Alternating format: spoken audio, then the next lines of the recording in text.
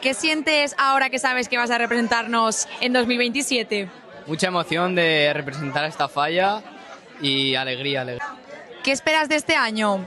que sea uno de los mejores años de mi vida. ¿Cómo te has sentido durante la lección? Pues muy emocionada y no sabía que iba a salir yo. Ahora que eres fallera mayor infantil, ¿qué acto es el que más ganas tienes de hacer o que venga? La presentación, porque creo que es un acto muy bonito en el que vienen todas las fallas a darte como la enhorabuena y luego viene todo tu corte infantil y te ponen la banda y es muy bonito. ¿Qué has sentido durante la lección? Pues una emoción grandísima, como he dicho.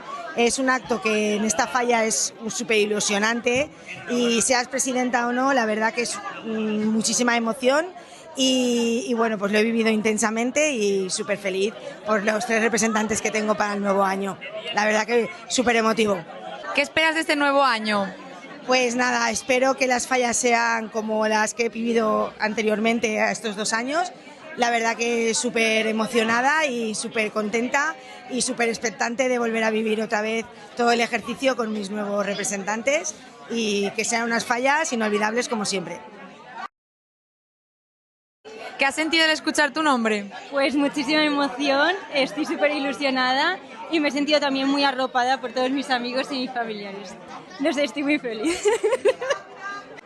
¿En quién has pensado primero al escuchar tu nombre?